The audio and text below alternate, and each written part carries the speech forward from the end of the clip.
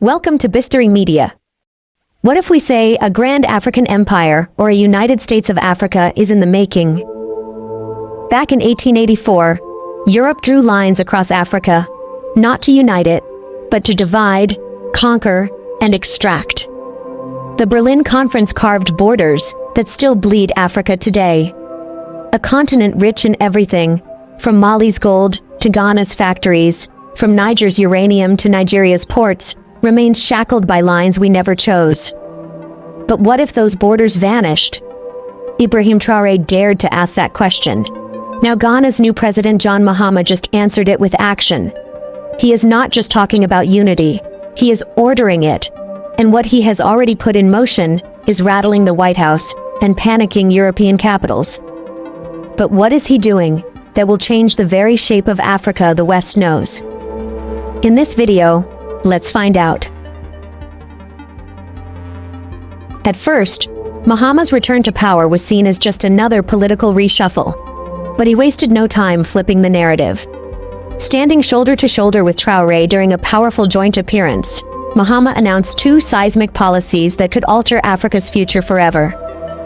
First, he would dismantle the artificial colonial-era borders that keep African nations divided. And second, he would permanently end the export of raw materials to Western markets. This is not symbolic, it's strategic. For centuries, Africa has been the world's raw material supplier. Gold from Ghana, oil from Nigeria, cobalt from the Congo, cocoa from Ivory Coast. But while the world grew rich, Africa was left economically paralyzed, forced to buy back its own resources as overpriced finished goods. This has been the foundation of global inequality, and Mahama is saying, enough. Factories must be built in Africa. Raw materials must be processed in Africa. Jobs must be created in Africa. The continent should no longer beg for aid while sitting on $100 trillion worth of natural wealth, with each country like Congo holding resources worth $24 trillion. This isn't some vague declaration with no follow-through.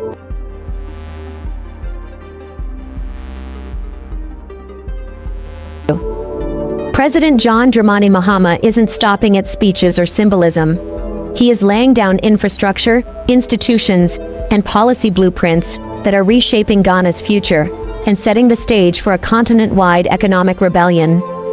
The first and most urgent project underway is the removal of colonial trade barriers between Ghana and its immediate African neighbors.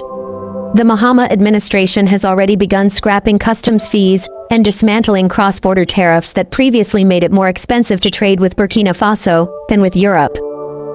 That single move sent a bold message that Ghana was no longer prioritizing European trade. It's turning toward Africa. To support this shift, Mahama has launched a new trade facilitation task force, mandated to fast-track regional agreements on goods, services, and worker mobility.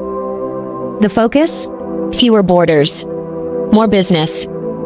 His government is drafting a special trade status for West African states, giving them access to Ghanaian markets without visa restrictions or redundant paperwork.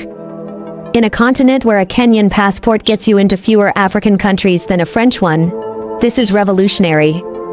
But it doesn't stop at policy. Mahama is building the roads, literally.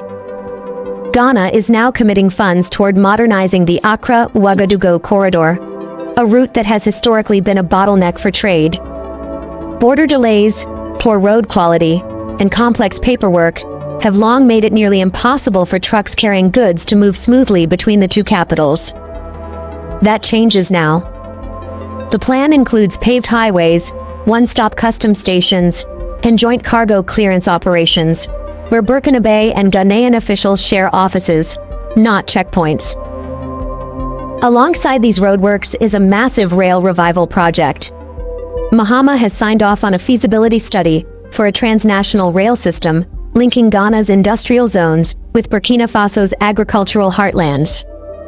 If completed, this line will serve not just these two countries, but Mali and Niger as well, potentially transforming the entire Sahel into a connected, land-powered trade engine. This bizarre reality exists because the continent's aviation infrastructure remains largely fragmented underdeveloped, and heavily influenced by colonial-era trade patterns. For instance, if someone in Freetown, Sierra Leone, wants to travel to Nairobi, Kenya, they might not find a direct flight.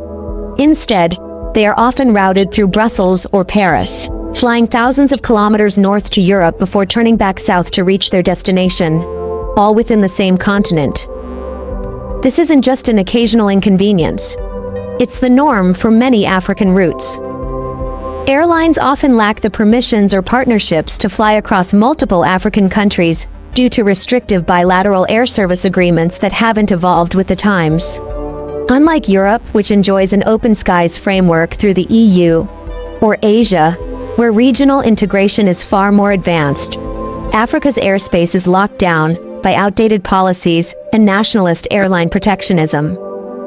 This is further worsened by infrastructure gaps and the colonial hub-and-spoke model that many airlines still operate under. Instead of building intra-African connectivity, airlines focus on routes to Europe and the Middle East, where demand is higher and profitability is more predictable. In some extreme cases, like traveling from Lomé, Togo, to Bujumbura, Burundi, passengers might go through Paris and Nairobi, adding days to their journey and hundreds of dollars in extra costs. This is exactly why Ghanaian President John Mahama's proposal for direct flights between African cities is so revolutionary. He is not just calling for economic unity in theory. He is addressing the physical, logistical disconnect that has kept African nations reliant on Europe to move between themselves. Mahama's vision of open skies for Africa is about making sure that a student, trader, or tourist can move from East to West Africa without needing a stamp from Paris or a layover in Dubai. By doing so, he is not just proposing a policy. He is reclaiming Africa's right to connect with itself without colonial intermediaries. Beyond transport, Mahama is making bold investments in digital infrastructure and energy connectivity. His plan is to harmonize internet standards, streamline payment systems, and develop cross-border electricity agreements, so Ghana's surplus power can light up border regions in Burkina Faso, and eventually, vice versa. The dream is to make an Africa that isn't just united politically, but plugged into the same grid, riding the same rails, and speaking the same economic language. And then, there's agriculture. One of Mahama's most concrete actions is the announcement of a new Pan-African agricultural partnership, starting with Burkina Faso and Ghana. Ghana will supply seed technology, food processing tools, and storage infrastructure, while Burkina Faso offers land, manpower, and agricultural scale. Together, the nations plan to develop shared food reserves, cooperative export hubs, and a fertilizer production pipeline independent of Western suppliers. Mahama is also working on value chains, not just raw materials. His government has already begun offering tax holidays to local entrepreneurs building cocoa processing plants. Ghana's chocolate industry, long stifled by foreign interests, is getting a shot of adrenaline. The goal is to stop shipping cocoa to Europe to buy back luxury sweets. Ghana wants to become a global chocolate capital from bean to bar and provide it to Africa, not Europe. Before we continue further, tell us, are you enjoying the video? If yes, please like and share the video and subscribe to our channel to watch more videos on Black Africa. Let's continue now. All these aren't theoretical plans.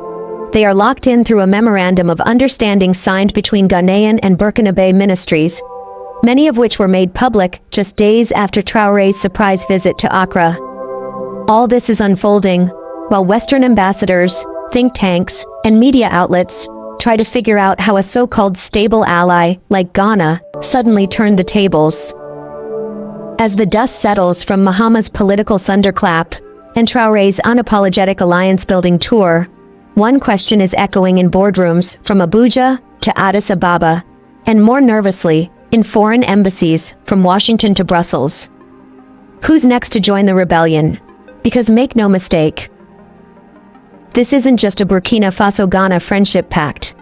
This is the opening phase of a continental shift, and leaders across Africa are paying attention, silently recalculating their positions, watching the reactions from the West, and asking themselves a dangerous but necessary question. What if we stop waiting for Europe and start building with each other? Let's start with the obvious. Mali and Niger are already in. They have joined Traoré in forming a bold new confederation of Sahel states, a military and economic alliance with anti-imperialist DNA baked into its constitution. These nations are already cutting ties with France, ejecting military bases, and publicly supporting the idea of African autonomy over foreign debt, currency, and infrastructure. Now, with Ghana's entrance into the ideological camp, that Sahelian confederation may no longer be a regional anomaly. It's evolving into a pan-African engine. Guinea is another high-probability candidate. Led by transitional President Mamadi Doumbouya, Guinea has echoed similar language in recent years: anti-colonial rhetoric, skepticism toward the CFA franc, and calls for African solutions to African problems. In fact, Doumbouya was one of the few heads of state to immediately express support for Traoré after Burkina Faso's revolutionary pivot.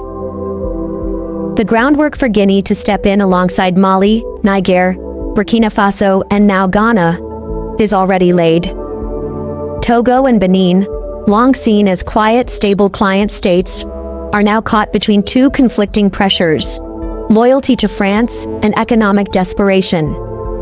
But after seeing Mahama's economic case laid bare, a $100 trillion intra-African market, the elimination of foreign dependency, and industrial jobs replacing aid programs, some of their leaders are reportedly warming to the idea of joining the trade realignment. Backroom meetings between Ghanaian diplomats and Togolese officials are rumored to have occurred in the days following Mahama's announcement. Senegal, now with the surprise election of anti-establishment figure Bassirou Diomaye Faye, adds another wild card to the mix. Faye has already spoken about reclaiming Senegal's sovereignty and reassessing economic ties to the West. If he joins the movement and aligns with Ghana and Burkina Faso, it would be a death blow to France's remaining influence in West Africa. Suddenly, all of Francophone West Africa would be under a new leadership philosophy, one of African first, anti-colonial, economic independence. But what about the rest of the continent? Well, in East Africa, whispers are already growing louder. Tanzania's President Samia Suluhu Hassan, while careful with her diplomatic words, has emphasized local manufacturing, internal trade, and regional integration.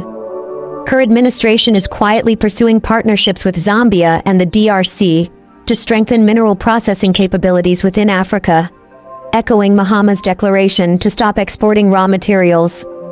Her moves may be cautious, but she is watching. Then, there is South Africa, the economic heavyweight of the continent. Publicly, its ANC-led government remains committed to the African Union's broader agenda. But internally, analysts in Pretoria are re-evaluating trade policy, amid growing resentment over how the West imposes trade sanctions, sets resource prices, and manipulates development aid. Mahama's aggressive model may seem extreme to them for now, but if the Confederation model leads to real economic results, even South Africa may not want to be left behind. And in Central Africa, the Democratic Republic of Congo holds the key. With cobalt, copper, and untapped hydro potential, it could be the battery and power engine of New Africa. President Félix Tshisekedi, faced with the brutal reality of Congo's wealth bleeding to foreign-owned mines and tax havens, now faces a choice to either remain the world's resource colony or join a Pan-African coalition determined to process, produce, and profit domestically. Meanwhile, on the global stage, Western leaders are scrambling.